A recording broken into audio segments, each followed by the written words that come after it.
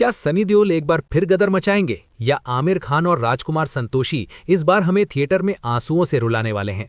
दोस्तों 15 अगस्त 2026 को आने वाली लाहौर 1947 सिर्फ एक एक्शन फिल्म नहीं है।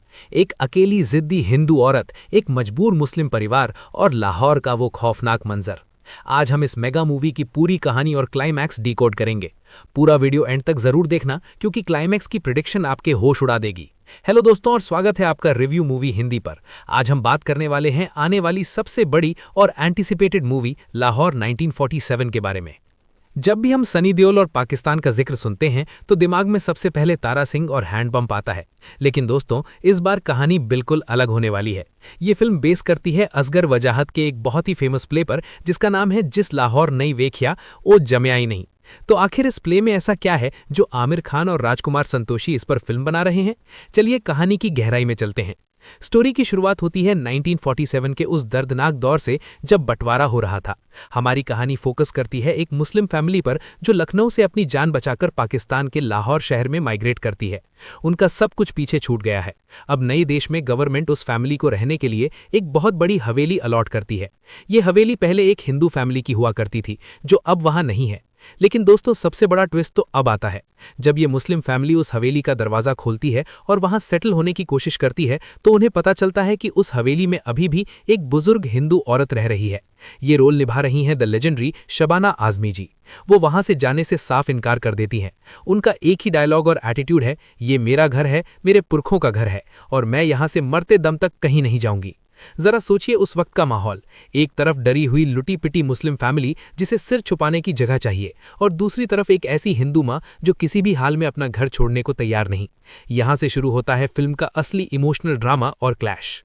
अब आते हैं हमारे कास्ट और उनके कैरेक्टर्स पर और यहाँ कहानी क्या मोड़ लेगी। मुझे लगता है सनी देओल पाजी उस मुस्लिम फैमिली के हेड का रोल प्ले कर सकते हैं। शुरुआत में उनका कैरेक्टर थोड़ा गुस्से वाला होगा। वो उस बुजुर्ग औरत को उस घर से निकालना चाहेंगे ताकि उनकी फैमिली वहां चैन से रह सके। लेकिन धीरे धीरे जब वो उस माँ का दर्द देखेंगे तो उनके अंदर का इंसान जाग जाएगा। उनका ये रोल किसी को पीटने का नहीं बल्कि डीप डायलॉग डिलीवरी और इमोशन से भरा होगा। प्रीति जिंटा शायद सनी देओल की वाइफ का कैरेक्टर प्ले करेंगी जो इस पूरी सिचुएशन में एक इमोशनल एंकर का काम करेंगी। वो एक औरत होने के नाते उस ओल्ड लेडी के दुख को समझेंगी और अपनी फैमिली को समझाएंगी कि इनको इस हाल में अकेले सड़क पर नहीं छोड़ सकते। और भाई हर ऐसी स्टोरी में एक आग लगाने वाला तो होता ही है। यहाँ एंट्री होती है अली फजल की। अली फजल शायद इस फिल्म के मेन विलन होंगे, एक लोकल नेता या गुंडा जिसकी नज़र उस बड़ी हवेली पर है। वो लोकल भीड़ को भड़काएगा। वो धर्म का नाम लेकर लोगों को उकसाएगा कि एक मुस्लिम इलाके में पाकिस्तान के अंदर एक हिंदू औरत जिंदा कैसे रह सकती है।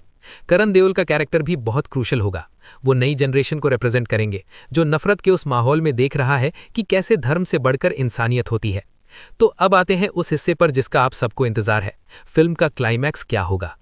जैसे जैसे कहानी आगे बढ़ेगी उस मुस्लिम फैमिली और हिंदू माँ के बीच का रिश्ता बहुत गहरा हो जाएगा। वो मुस्लिम परिवार उस औरत को अपनी सगी माँ की तरह ट्रीट करने लगेगा। दोनों के बीच धर्म की दीवार टूट जाएगी। लेकिन क्लाइमैक्स में माहौल पूरी तरह बिगड़ जाएगा। अली फजल का कैरेक्टर दंगे भड़का देगा और एक बहुत बड़ी गुस्से में भरी भीड़ उस हवेली पर अटैक कर देगी। भीड़ का एक ही मकसद होगा, उस हिंदू औरत को वहां से निकालना या मार देना। और दोस्तों इस सीन में आएगा सनी देओल का सबसे मासी और गूज़बम्स वाला मोमेंट। सनी देओल और उनकी पूरी फैमिली एक ढाल बनकर अपनी जान की परवाह किए बिना उस हिंदू माँ के सामने खड़े हो जाएंगे।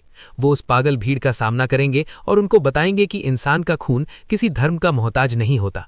प्ले के एंड के हिसाब से जब उस बुजुर्ग माँ की डेथ होती है तो ये मुस्लिम फैमिली पूरी भीड़ और समाज के खिलाफ जाकर उस हिंदू औरत का अंतिम संस्कार पूरे हिंदू रीति रिवाज से करती है।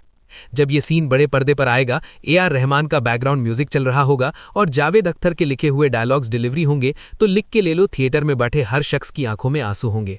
अगर ये स्टोरी प्रेडिक्शन सच निकलती है दोस्तों तो लाहौर 1947 सिर्फ ब्लॉकबस्टर नहीं बल्कि इंडियन सिनेमा की एक ऐसी फिल्म बनेगी जो सदियों तक याद रखी जाएगी।